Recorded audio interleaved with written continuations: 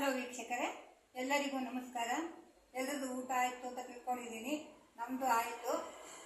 ಈಗ ನಾನು ನಿಮಗೆ ಈ ಹಳೆ ಮಣ್ಣಿತ್ತಲ್ಲ, ಒಣಾಕಿದ್ನಲ್ಲ, ಹಳೆ ಪಾಟಲ್ಲಿ ಇದ್ದಿದ್ದು ಮಣ್ಣೆಲ್ಲ ನೆಂದೋಗಿತ್ತಲ್ಲ, ಅದನ್ನು ನಾನು ಇವಾಗ ರೀಚಾರ್ಜ್ ಮಾಡೋದ್ರೆ ನಿಮಗೆ ತೋರಿಸ್ಕೊಡ್ತೀನಿ. ಏನೇನು ಹಾಕಿದ್ರೆ ಅದು ರೀಚಾರ್ಜ್ ಆಗುತ್ತೆ, ಅದಕ್ಕೆ ಮತ್ತೆ ಹೆಂಗೆ ಪಾಟ್ಗಳಿಗೆ ಉಪಯೋಗಿಸ್ಕೊಬೇಕು ಅಂತ ಹೇಳ್ತೀನಿ. ಆಮೇಲೆ ಈಗಾಗಲೇ ನಾನು 1 ಕಂಟೈನರ್ ಕೆಂಪು ಮಣ್ಣು ಹಾಕ್ಬೇಕು, ಹೊಸ ಮಣ್ಣು ಹಾಕ್ಬೇಕು. ಇದಕ್ಕೆ ಇದು ಹಳೆ ಮಣ್ಣು ಇತ್ತು, ಅದೆಲ್ಲ ಒಣಗೈತೆ. ನಾನು ಈಗ ಇನ್ನೂ 1 ಕಂಟೈನರು ಹೊಸ ಮಣ್ಣು ಹಾಕ್ತಾ ಇದ್ದೀನಿ. ಅದು ಹಳೆ ಮಣ್ಣಿನ ಜೊತೆಲಿ ಹೊಸ ಮಣ್ಣು ಸೇರಿಸ್ಕೋಬೇಕು. ಆಮೇಲೆ ಇದನ್ನ 1 ಕಂಟೈನರು ವರ್ಮಿ ಕಾಂಪೋಸ್ಟ್ ಹಾಕ್ಕೋಬೇಕು. ವರ್ಮಿ ಕಾಂಪೋಸ್ಟ್ ಹಾಕ್ಕೊಂಡು ನಂತರ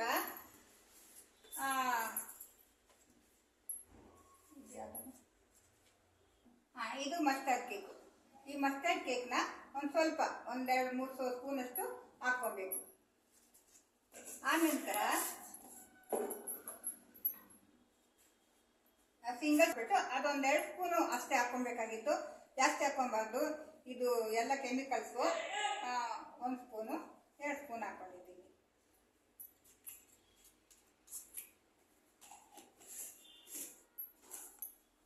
ಆಮೇಲೆ ಬೋನ್ ಮೀಲು ಅದೊಂದು-2 ಸ್ಪೂನ್ ಹಾಕ್ಕೊತೀನಿ.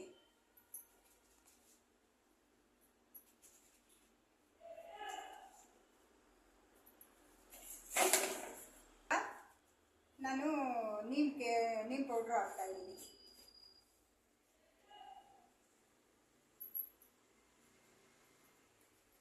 ನೀಮ್ ಪೌಡ್ರ್ ಹಾಕಿದ್ಮೇಲೆ ಇದು 19 ಅಂತ ಇದು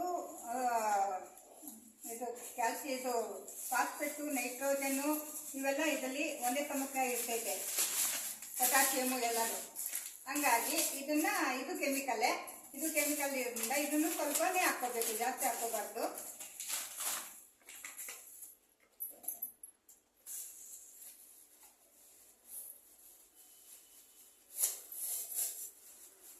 ಇದು 19 ಅಂತ. ಇದು ನೈಟ್ರೋಜನ್ನು, ಫಾಸ್ಫರಸ್ಸು, ಪೊಟ್ಯಾಷಿಯಮು ಇಷ್ಟು ಇರ್ತೈತೆ. ಇದರಲ್ಲಿ ಎಲ್ಲ ಒಂದೇ ಸಮಕ್ಕೆ ಇರ್ತೈತೆ. ಇದನ್ನ ನಾವು 1 ಸ್ಪೂನಷ್ಟೇ ಹಾಕ್ಕೋಬೇಕು, ಜಾಸ್ತಿ ಹಾಕ್ಕೋಬಾರ್ದು. ಇದೆಲ್ಲ ಆದಮೇಲೆ ಲೈಮ್ ಹಾಕೋಬೇಕು. ಮಣ್ಣನ್ನು ಇಟ್ಟಿಗೆ ಮತ್ತೆ ಅಸಿಡಿಕ್ ಮಾಡಿಬಿಟ್ಟು ಅದನ್ನು ಕ್ಲೀನಾಗಿ ಗಿಡಗಳು ಬೆಳೆಸೋಕ್ಕೆ ಅವಕಾಶ ಮಾಡಿಕೊಡ್ತೈತೆ. ಇದು ರಿವರ್ಸ್ ಹ್ಯಾಂಡು.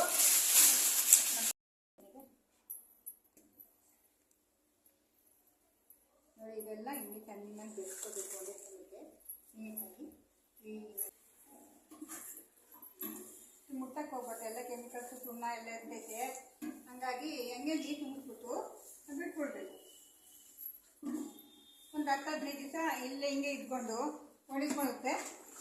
ಒಣಗಿಕೊಂಡ್ಮೇಲೆ ಅದನ್ನು ನಾವು ಪಾಟ್ಗೆ ಹಾಕೋಕ್ಕೆ ರೆಡಿ ಆಗುತ್ತೆ. ಅವಾಗ ಬಿಟ್ಬಿಟ್ಟು ಚೆನ್ನಾಗಿ ಬರ್ತವೆ. ಇದೊಂದು 15 ದಿವಸ ಚೆನ್ನಾಗಿ ಈ ಥರ ಒಣಗಬೇಕಿದೆ. ಈ ಕೆಮಿಕಲ್ಸು ಎಲ್ಲನೂ ಸೆಟ್ ಆಗಬೇಕಲ್ಲ, ಹಂಗಾಗಿ ಹಿಂಗೆ ಹಾಕಕ್ಕೆ ಹೋದರೆ ಗಿಡ ಸುಟ್ಟೋಗೋ ಚಾನ್ಸ್ ಇರ್ತೈತೆ. ಇಷ್ಟಿಗೆ ಕೆಳಗಡೆ ಇದನ್ನು ನಾವು ರೀಚಾರ್ಜ್ ಮಾಡೋ ರೀತಿ ಹಳೆ ಮಣ್ಣನ್ನು ಈ ರೀತಿ ನಾವು ಮಾಡಬೇಕಾಗ್ತೈತೆ. ಮಾಡಿದ್ರೆ ಅದು ರೀಚಾರ್ಜ್ ಆಗುತ್ತೆ, ಮತ್ತು ಬೇರೆ ಗಿಡಗಳು ಹಾಕೋಕ್ಕೆ ಅನುಕೂಲ ಆಗುತ್ತೆ.